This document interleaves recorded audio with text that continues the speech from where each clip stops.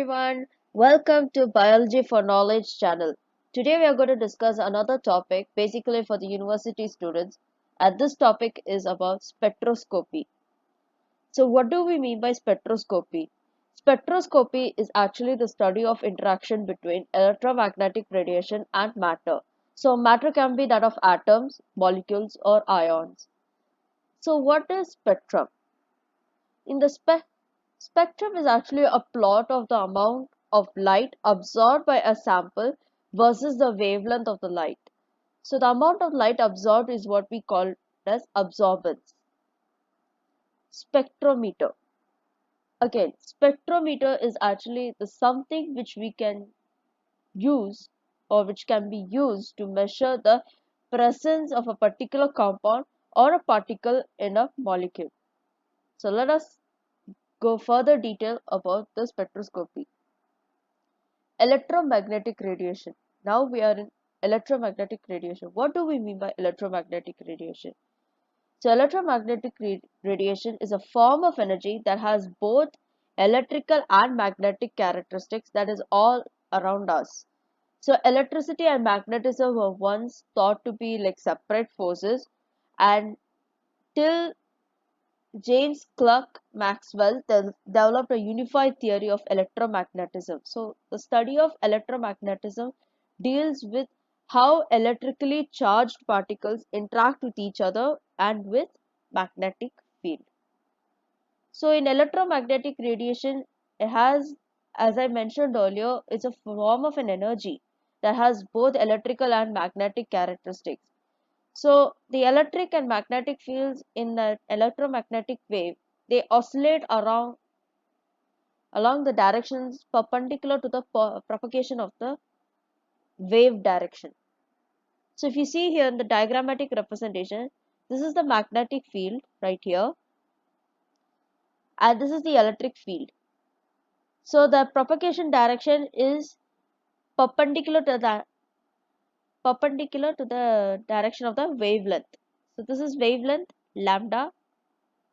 So you can see how they're perpendicular to each other here.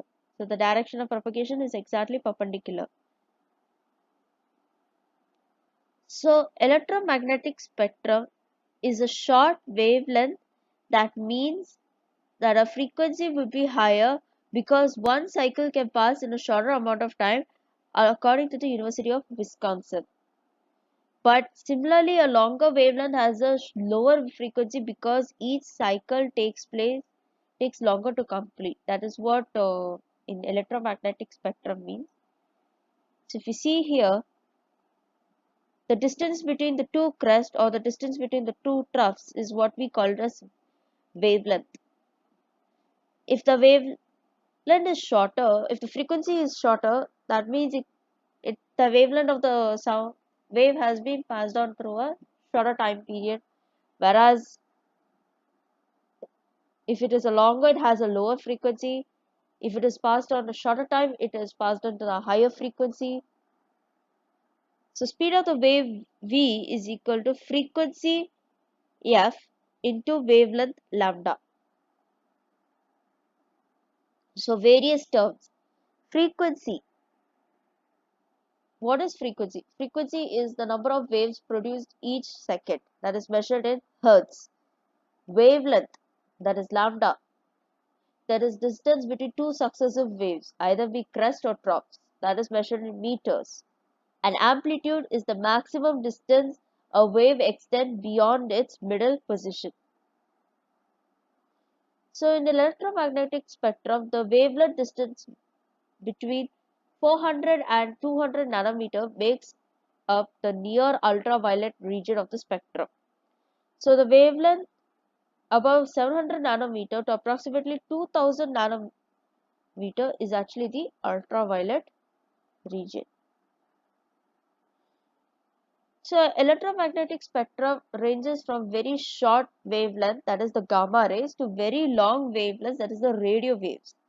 So the visible region of the spectrum extends approximately over the wavelength range, that is 400 to 700 nanometer. Shorter wavelengths being the blue end of the spectrum and the longer wavelengths being at the red. So you can see here, this side is the gamma rays. In between you have the X-rays. Here ultraviolet, the visibility, and the higher range frequency will be is is the IR, that is the infrared. The longest waves is actually the radio waves, and then middle you have the microwave. This is the wavelength range in meter, that is the electromagnetic spectrum. So you can see the frequency visibility. Gamma rays have a shorter wavelength. Then you go for X-ray in between, right, just ahead of gamma ray. Ultraviolet rays, here visibility you can see here just ahead. There comes the infrared. Again the frequency wavelength varies. Then you have the microwave again. Then you go for the last but not least the radio waves. So radio waves you have longer wavelength but lower frequency and lower energy, whereas shorter wavelength, which is the gamma rays, has high frequency and higher energy. So you can see this is the electromagnetic spectrum of each wave. The longest is the radio wave and the shortest is actually the gamma rays.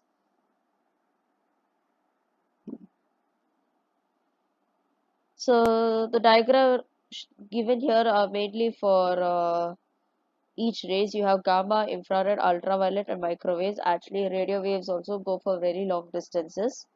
Which kind of the wavelength has the greatest frequency? Definitely gamma rays have higher frequency because they are traveling in a short time period and have higher energy, and they have shortest wavelength. And lowest frequency will be microwaves and radio waves because they have a longer wavelength and also lower energy and lower frequency.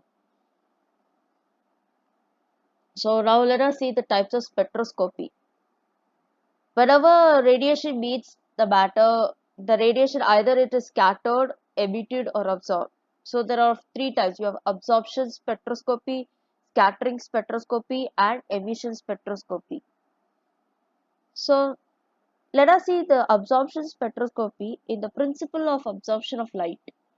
So absorption of light by a substance in a solution forms the Beard-Lambert's law. So in the Beard-Lambert's law is if a light of intensity I naught passes through a solution of length d and the concentration C in moles, so the intensity of the transmitted light obeys the Beer-Lambert's principle. So it will give, so if the ratio of the intensity transmitted light to that of the incident light gives the transmitted T, so the formula will be T is equal to I by I naught. So I naught is the intensity of the incident radiation and I is the intensity of the transmitted radiation. So the laws of absorption in Booger-Lambert's law, it states that the amount of light absorbed is proportional to the thickness of the absorbing material and is independent of the intensity of the incident light. So this is Booger-Lambert law. So what he meant is like amount of light absorbed is actually proportional to the thickness of the absorbing material, but it is independent to the intensity of the incident light. But in the Beer's law, it states that the amount of light absorbed by the material is proportional to the number of absorbing molecules, that is the concentration of absorbing solution. So when you combine these two laws, it states that the amount of light absorbed, that is either absorbance or extinction, is proportional to the concentration of the absorbing substance and to the thickness of the absorbing material, that is the path to length ratio. So when you are stating Beer's law in a bit different way, the optical density is proportional to the sample concentration if the path length is constant. So how do we calculate it? If the optical density of a standard solution is known, then an unknown sample concentration can be calculated from its optical density, OD. So concentration of unknown is equal to optical density of the unknown into concentration of the standard divided by the optical density of the standard. So the standard chosen should have an optical density nearer to the optical density of the unknown. So this is the condition given in order to state the Beer's law in a different manner. So the complete absorption or no absorption of law, Beer-Lambert's law is applicable for intermediate value of transmittance. So absorbance A or extension coefficient E of a solution can be expressed as the logarithm of the reciprocal of transmittance. So A is equal to E is equal to log I by T is equal to log I naught by I. So absorbance is also expressed in optical density. So A is equal to epsilon dot lambda Ci or Cl. So epsilon lambda is actually molar absorption coefficient or molar extension coefficient. C is actually concentration per mole, and length L is the length of the light path in centimeter. So you can see the calibration curve, concentration and A lambda versus the concentration. The graph is shown in a straight line. It's linear. So the relationship between the absorbance and concentration is linear if Beer's law is obeyed. If it is not, then it won't be in a linear line. It will be in something, it will be crooked line. So if you see, Beer-Lambert's law has lot of deviations and lot of disadvantages also. High sample concentration is going to dimerize the absorption spectrum may differ. If the spectra differs, absorption coefficient will also differ. So you can see if the absorption coefficient and the wavelength is different, you can see how the graph varies. It won't be linear. Like it won't be linear, but it will be going in a crooked line. If it is, that is one deviation of the Beer-Lambert's law. So that is only when the sample concentration is high.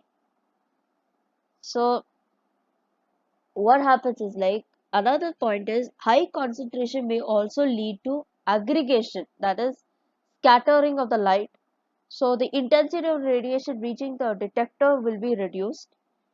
Then you have extremely small concentration that forms critical missile. So that large missiles aggregates the missiles that scatter the light from X-ray to vis region.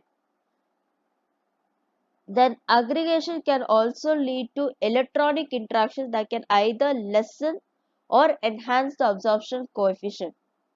So high concentration can also lead to chemical reaction or chemical composition change, even deviation in linearity. So deviation from Beer-Lambert's law.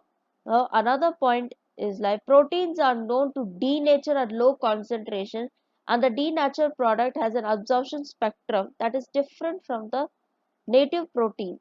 So that means what he says, like, proteins are known to get denatured at lower concentration, and the product that is obtained at the denaturation, after the denaturation, it has an absorption spectrum that is different from the native proteins. Then you have imperfect monochromacy. Temperature, so heating is required for color development and cooled at RT and red. So solution expands on heating. Change in the temperature, it can affect the degree of solubility, dissociation or association properties of the solute, and even absorbance change. So another deviation point in Beer-Lambert's law is actually sample instability. For few substances, the measurement should be done within shorter time for color development. And then you have another point called turbidity. Turbid solution always end up giving higher absorbance than what is determined by the color. Then last but not least, you have the another factor called fluorescence to emit light. Now we are going to see the absorption spectrum. So absorption spectrum is the pattern of energy absorption by a substance when light of varying wavelength passes through it is uniquely characteristic of the substance. That pattern we call it as an absorption spectrum. So I'll explain it to you in a different way, but in a little easier. So if you see the wave, take the graph, you have x-axis and y-axis. Wavelength always in the x-axis in the nanometer, and absorbance is at the y-axis. So if you see the energy pattern of absorption by a substance when light of varying wavelength, so when you see a sample that has a different energy absorption and a varying wavelength, if the light passes through it, it shows a unique characteristics of the substance. So you can see the graph, it is going curve right here. That pattern we call it as a absorption spectrum. So when a light of varying wavelength passes through the energy absorption substance, it shows it or exhibits a unique characteristic of the substance. So it is known as an absorption spectrum. That pattern, what we call it as an absorption spectrum. So it gives us a pattern. So the pattern of energy absorption by a substance when a light of varying wavelength passes through, it is uniquely characteristic of the substance. So that